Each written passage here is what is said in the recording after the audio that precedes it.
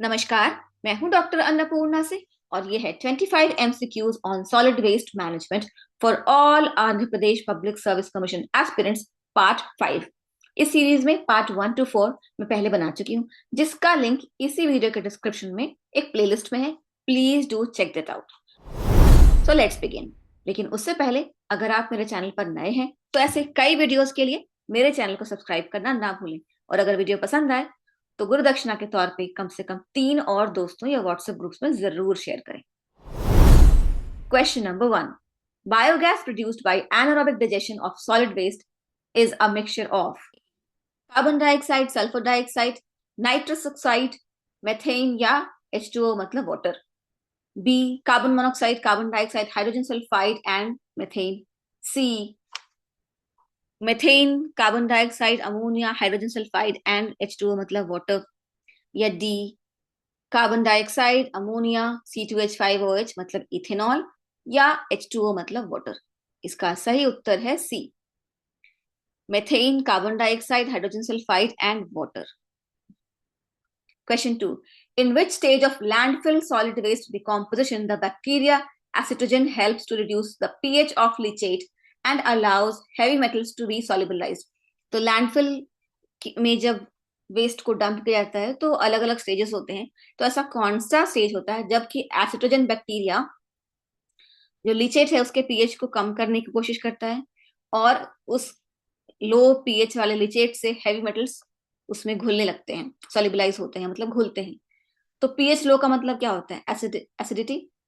तो अब वो कौन से स्टेज में होगा? Aerobic stage, presence of oxygen. B acid phase. C unsteady methanogenesis stage. या डी स्टेडी मेथनोजेनेसिस स्टेज।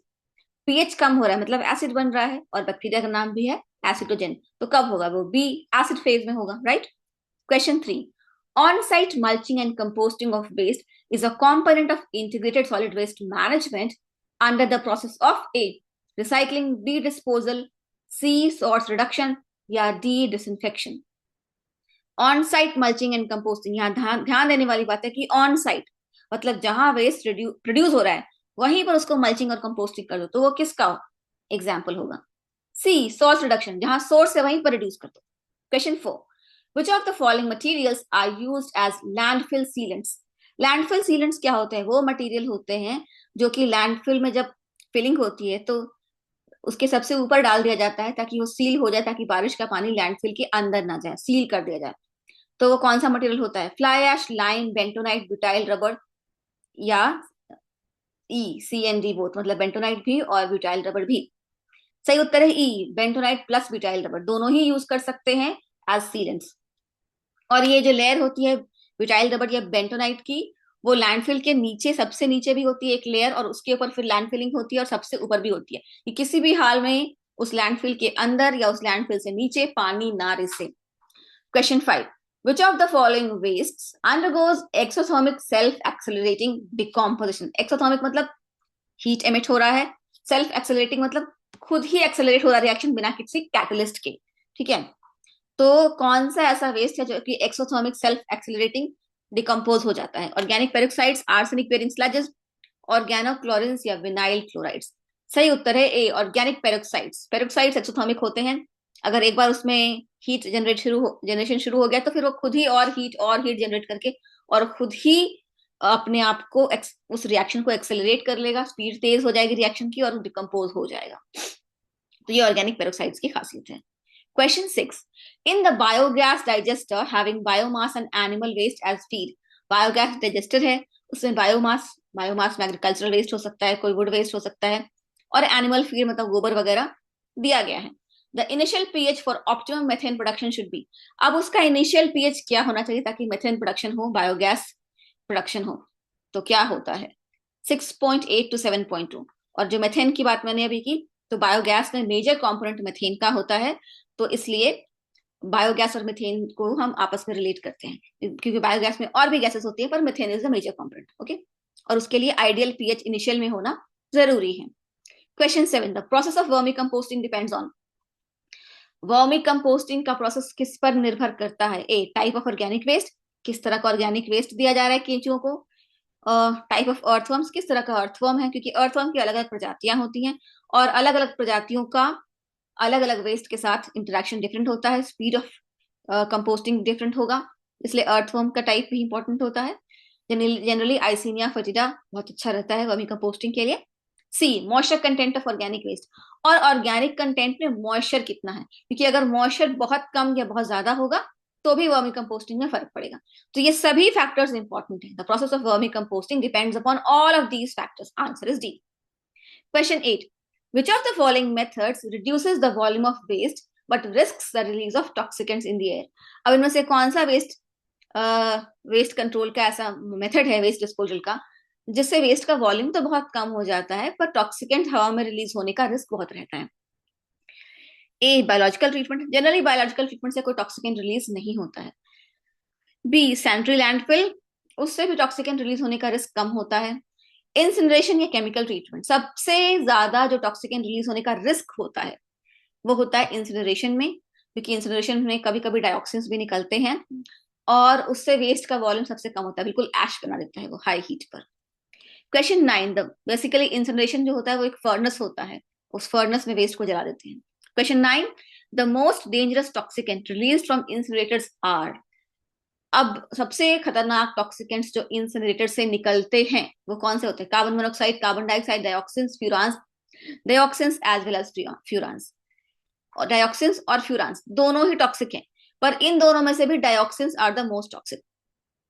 और आगे देखते हैं, acyclic flammable liquid compound C4H4O that is obtained from wood oils of pines or made synthetically and is used especially in organic synthesis. Also any of the various derivatives of furan. तो furan क्या होता है? वो furan के बारे में मैंने ये लिख रखा है। C4H4O बेसिकली ऑक्सीजन से जुड़ा, ऑक्सीजन, कार्बन और हाइड्रोजन का ऑर्गेनिक कंपाउंड होता है फ्यूरान, और ये भी टॉक्सिक होता है, पर डाइऑक्सिन सबसे ज्यादा। Question 10. Some of the properties associated with well-designed sanitary landfills are: A, they reduce the volume of MSW, that is municipal solid waste, in short time. B, produce leachate, which pollutes the groundwater. Leachate produce करते हैं जो कि groundwater को contaminate करता है. B, they release methane and carbon dioxide, या D, all of these. तो ये है some of the properties associated with the well-designed sanitary landfill. तो ये क्वेश्चन को आराम से पढ़िएगा। जब वेल डिजाइंड होगा तो ना वो लीचेट प्रोड्यूस करेगा और ना वो हार्मफुल या बदबूदार गैसेस रिलीज करेगा।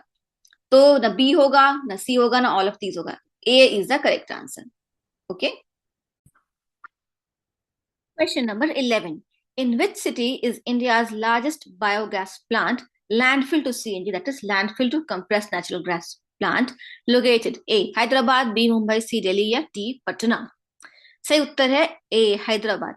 हैदराबाद में India's largest landfill gas to compressed biogas CBG plant is in Hyderabad, और यहां पर होगा CBG compressed gas to compressed biogas. ठीक है। Question 12, which of the following rivers has been in news recently for nuclear waste being disposed of in it? अब इनमें से कौन सी नदी में न्यूक्लियर वेस्ट डिस्पोज किया गया था? यमुना, नर्मदा, सुवर्णरेखा या दामोदर? सही उत्तर है सुवर्णरेखा, या झारखंड में है। सैडली यहाँ वेस्ट डंप किया जाता है। क्वेश्चन 13, फॉर द स्वच्छ सर्वेक्षण ग्रामीण SST 2022 which was the worst performing state? सबसे खराब स्टेट कौन सा था? किसने परफॉर्म किया सबसे खराब? असम, बिहार, बंगाल या दिल्ली एनसीआर?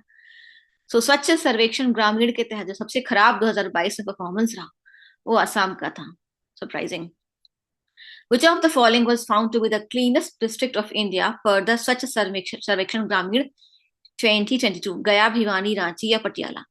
सही उत्तर है सी, रांची, जो झारखंड में है। Question 15, which of the following metals is the easiest to recycle? Iron, aluminium, copper या गोल्ड? सबसे आसानी से एल्यूमिनियम रिसाइकिल होता है, B. Question 16, number of components of integrated solid waste management are 4, 6, 2 या 8?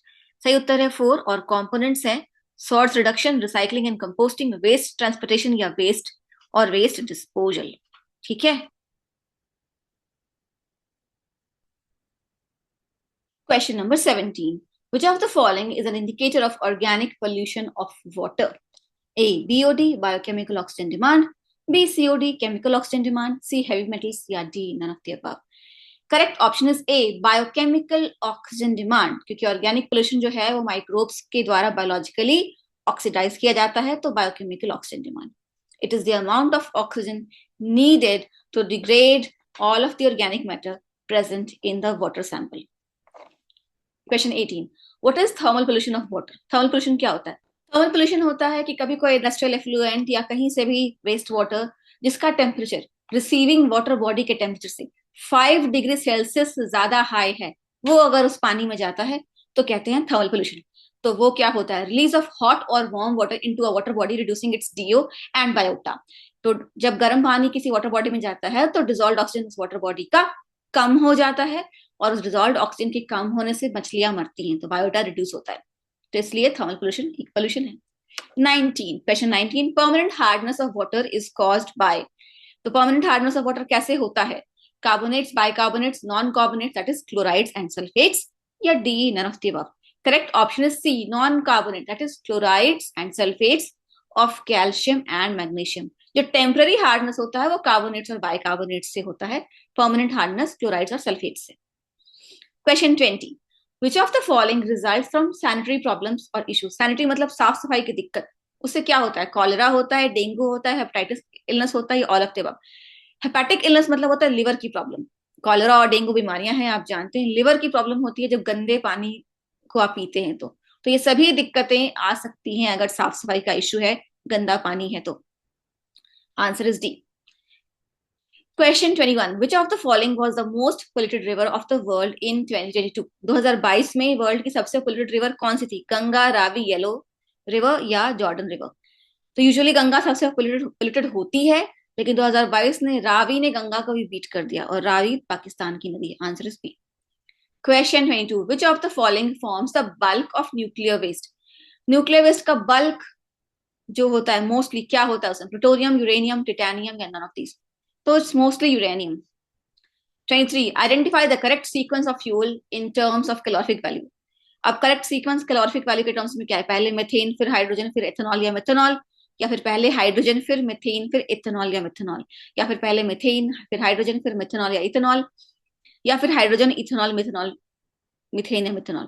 सही उत्तर है बी, हाइड्रोजन पहले, क्योंकि H2 है उसमें, और H2 कंप्लीटली ऑक्सीडाइज हो जाता है और बहुत इजीली ऑक्सीडाइज हो जाता है, तो उसकी कैलोरी वैल्यू सबसे हाई होती है। उसके बाद मेथेन है, मेथेन में 1 कार्बन है और 4 हाइड्रोजन है, तो वो भी कैलोरी काफी हाई होती है। उसके बाद है इथेनॉल, C2H5OH, उसकी कैलोरिफिक वैल्यू मिथेनॉल से ज्यादा होती है, विच इज CH3OH। ठीक है, तो ये इस तरह से है। Question 24, the percentage of methane in biogas is in the range of. अब बायोगैस में कितना मिथेन होता है? 50 to 70, 30 to 40, 70 to 90 या 40 to 50? ये हम जानते हैं कि बायोगैस में मेजर कंपोनेंट मिथेन का ही होता है, तो वो होता है ए, 50 to 70%। आधे से ज्यादा मिथेन ही होता है बायोगैस में। Question 25, which of the following methods is used for the conversion of decomposed solid and liquid hazardous organic waste? Open incineration, plasma incineration, sanitary landfill या बायोरेमिडिएशन? तो decomposed solid and liquid hazardous organic waste है, decomposed और organic, ये दो बातें ध्यान में देने योग्य हैं, और इसके लिए आंसर होगा डी, बायोरेमिडिएशन। ठीक है, और ये एक बार देख लेते हैं,